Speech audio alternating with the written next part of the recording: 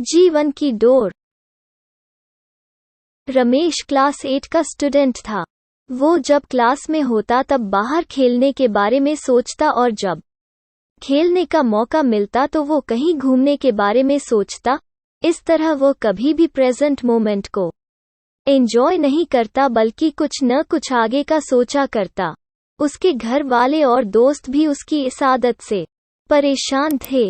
एक बार रमेश अकेले ही पास के जंगलों में घूमने निकल गया। थोड़ी देर चलने के बाद उसे थकान हो गई और वो वहीं नर्म घासों पर लेट गया। जल्द ही उसे नींद आ गई और वो सो गया। सोने के कुछ देर बाद एक आवाज आई, रमेश रमेश। रमेश ने आंखें खोली तो सफेद वस्त्रों में एक परी खड़ी थी। वो बहुत सुंदर थी और उसने अपने एक हाथ में जादुई छड़ी ले रखी थी और दूसरे हाथ में एक मैजिकल बॉल थी जिसमें से एक सुनहरा धागा लटक रहा था। रमेश परी को देखकर खुशी से झूम उठा और कुछ देर परी से बातें करने के बाद बोला, आपके हाथ में जो छड़ी है उसे तो मैं जानता हूँ, पर आपने जो ये बॉल ली हुई है उससे ये सुनहरा धागा कैसा लटक रहा है? परी मुस्कुराई, रमेश, यह कोई मामूली धागा नहीं, दरअसल यह तुम्हारे जीवन की डोर है। अगर तुम इसे हल्का सा खींचोगे तो तुम्हारे जीवन के कुछ घंटे कुछ सेकंड्स में बीत जाएंगे। यदि इसे थोड़ा तेजी से खींचोगे तो पूरा दिन कुछ मिनटों में बीत जाएगा और अगर तुम उसे पूरी ताकत से खींचोगे तो कई साल भी कुछ दिनों में बीत जाएंगे। तो क्या आप ये मुझे दे सकती हैं? रमेश ने उत्सुकता से पूछा। हाँ, क्यों नहीं, ये लो, पकड़ो इसे, पर ध्यान रहे एक बार अगर समय में तुम आगे चले गए तो पीछे नहीं आ सकते। परी ने जीवन की डोर रमेश के हाथों में थमाते हुए कहा और फौरन अदृश्य हो गई। अगले दिन रमेश क्लास में बैठा खेलने के बारे में सोच रहा था, पर टीचर के रहते वो बाहर जाता भी तो कैसे। तभी उसे परी द्वारा दी गई सुनहरे धागों वाली बॉल का ख्याल आया। उसने धीरे से बॉल निकाली और डोर को जरा सा खींच दिया। कुछ ही सेकंड्स में वो मैदान में खेल रहा था। वाह, मजा आ गया, रमेश ने मन ही मन सोचा। फिर वो कुछ देर खेलता रहा, पर मौजूदा वक्त में ना जीने की अपनी आदत के अनुसार वो फिर से कुछ ही देर में ऊब गया और सोचने लगा, ये बच्चों की तरह जीने में कोई मजा नहीं है, क्यों न मैं अपने जीवन की डोर को खींचकर जवानी में चला जाऊं। और झटपट उसने डोर कुछ तेजी से खींच दी। रमेश अब एक शादीशुदा आदमी बन चुका था और अपने 2 प्यारे प्यारे बच्चों के साथ रह रहा था। उसकी प्यारी माँ जो उसे जान से भी ज्यादा चाहती थी, अब बूढ़ी हो चुकी थी, और पिता जो उसे अपने कंधों पर बैठा कर घुमा करते थे, वृद्ध और बीमार हो चले थे। इस परिवर्तन से रमेश अपने माता पिता के लिए थोड़ा दुखी जरूर था, पर अपना परिवार और बच्चे हो जाने के कारण उसे बहुत अच्छा महसूस हो रहा था। 1-2 महीनों सब ठीक ठाक चला, पर रमेश ने कभी अपने वर्तमान को आनंद के साथ जीना सीखा ही नहीं था। कुछ दिन बाद वो सोचने लगा, मेरे ऊपर परिवार की कितनी जिम्मेदारी आ गई है। बच्चों को संभालना इतना आसान भी नहीं, ऊपर से ऑफिस की टेंशन अलग है, माता पिता का स्वास्थ्य भी ठीक नहीं रहता। इससे अच्छा तो मैं रिटायर हो जाता और आराम की जिंदगी जीता। और यही सोचते सोचते उसने जीवन की डोर को पूरी ताकत से खींच दिया। कुछ ही दिनों में वो एक 80 साल का वृद्ध हो गया। अब सब कुछ बदला चुका था।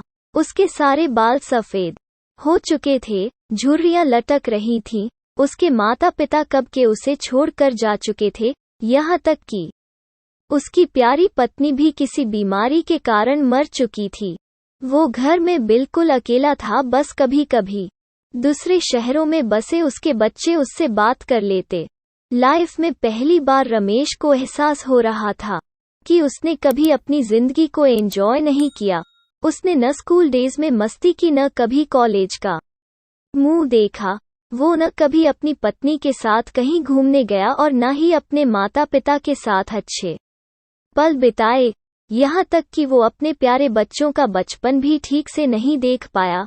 आज रमेश बेहद दुखी था। अपना बीता हुआ कल देखकर वो समझ पा रहा था कि अपनी बेचैनी और व्याकुलता में उसने जीवन की कितनी सारी छोटी छोटी खुशियां यूं ही गंवा दी। आज उसे वो दिन याद आ रहा था जब परी ने उसे वो मैजिकल बॉल दी थी। एक बार फिर वो उठा और उसी जंगल में जाने लगा और बचपन में वह जिस जगह परी से मिला था वहीं मायूस बैठ अपने आंसू बहाने लगा। तभी किसी की आवाज आई, रमेश रमेश। रमेश ने पलटकर देखा तो एक बार फिर वही परी उसके सामने खड़ी थी। परी ने पूछा, क्या तुमने मेरा स्पेशल गिफ्ट एंजॉय किया? पहले तो वो मुझे अच्छा लगा, पर अब मुझे उस गिफ्ट से नफरत है।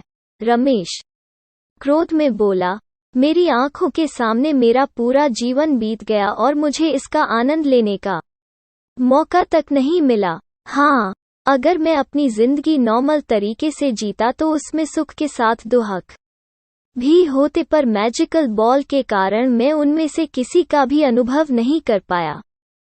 मैं आज अंदर से बिल्कुल खाली महसूस कर रहा हूँ। मैंने ईश्वर का दिया ये अनमोल जीवन बर्बाद कर दिया। रमेश निराश होते हुए बोला, ओहो, तुम तो मेरे तोहफे के शुक्रगुजार होने की बजाय उसकी बुराई कर रहे हो। खैर, मैं तुम्हें एक और गिफ्ट दे सकती हूँ। बताओ क्या चाहिए तुम्हें? परी ने पूछा। रमेश को यकीन नहीं हुआ कि उसे एक और वरदान मिल सकता है। वो खुशी से भावुक होते हुए बोला, मम, मैं फिर से वही पहले वाला स्कूल बॉय बनना चाहता हूँ। मैं समझ चुका हूँ कि जीवन का हर एक पल जीना चाहिए। जो अभी को कोसता है वो कभी खुश नहीं हो पाता, उसका जीवन खोखला रह जाता है। प्लीज प्लीज मुझे मेरे पुराने दिन लौटा दो। प्लीज प्लीज प्लीज न। तभी एक आवाज आती है, उठो बेटा, तुम यहाँ इन जंगलों में कैसे आ गए? और ये सपने में? प्लीज प्लीज क्या बड़बड़ा रहे थे? रमेश आंखें खोलता है। अपनी माँ को आंखों के सामने देखकर वह कसकर उनसे लिपट जाता है और फूट फूट कर रोने लगता है। वो मन ही मन परी का शुक्रिया अदा करता है और कसम खाता है कि अब वो जीवन के अनमोल पलों को पूरी तरह जिएगा और डे ड्रीमिंग और कल के बारे में सोचकर अपने आज को बर्बाद नहीं करेगा। दोस्तों, क्या आप खुद को रमेश से रिलेट कर पा रहे हैं?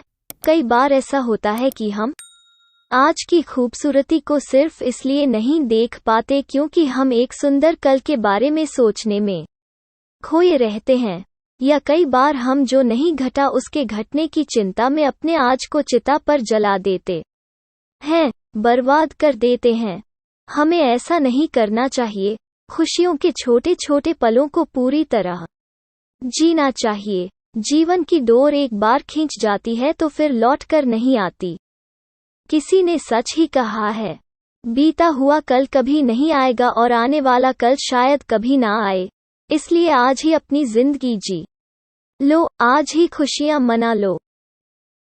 वीडियो देखने के लिए धन्यवाद। प्लीज हमारे चैनल को सब्सक्राइब कीजिए। प्लीज।